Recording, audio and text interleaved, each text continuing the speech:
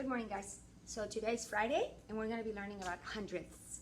And I want you guys to really focus on that THS. So when we talk about decimals, we call them tenths, hundredths, and thousandths. I know it's almost like a tongue twister, but that's what differentiates them from tens, hundreds, and thousands.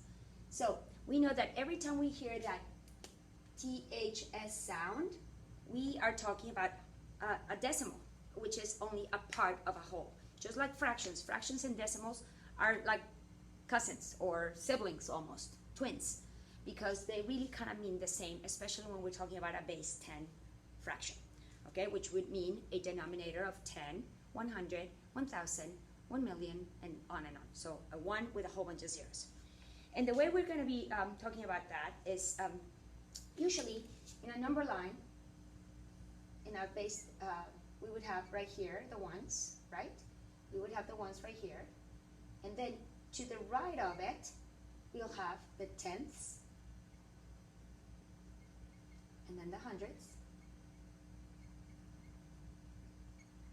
and then the thousands, and on and on and on. And what this represents, when we're talking about hundredths, we're talking about numbers that would fall on this place value, okay? However, if we have the decimal point right here, this space cannot remain empty. So instead, we always have to include a 0, okay? You might be a little bit confused right now, but I want you guys to know that this kind of stuff, we use it all the time. When do you guys think we use it? We use it when we talk about money. If I tell you that something costs $1.04, I would write it like this. I would not write it $1.04, because this is not 4 cents. This is actually 4 tenths, which means 40 cents, okay? So this is one way to look at it. Another way would be to have, let's say we have a 100 chart, a 100 grid.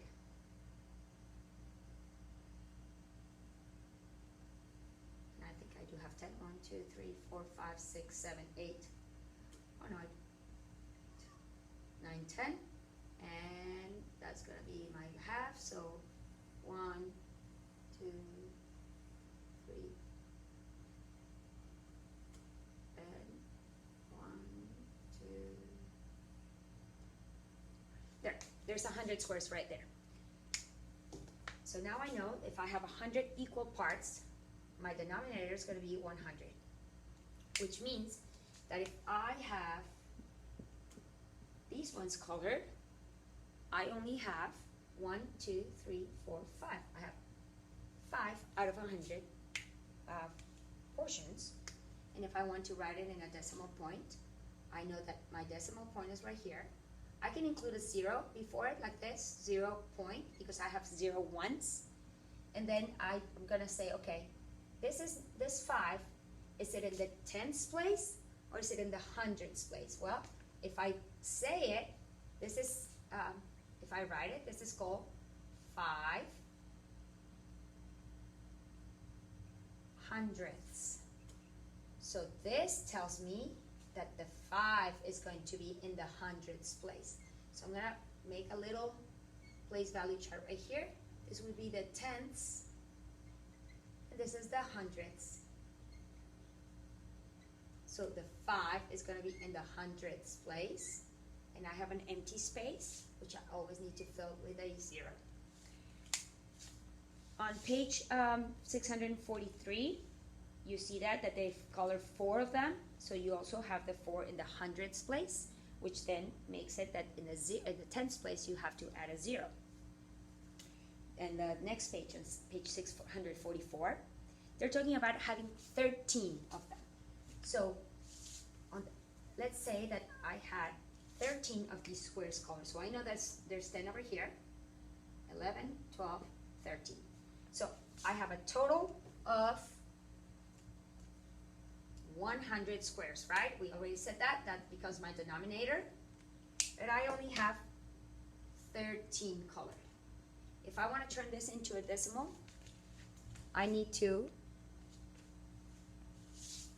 say it first. So this is the same as 13 hundredths. Okay, so if this was my place value, here's my decimal point. I have 0 ones, and I have 13 hundredths. This is the hundredths place, right? However, can I have 2 digits in the same place? No. And I know that this is the same as 10, so this is going to have to go right here, and I erase that. So I have 13 hundredths, or 0.13. All right, guys. I want you to do your work on pages 645 and 646. And I'm going to also send a link for just a little Google form so I can see how you guys are doing. Okay?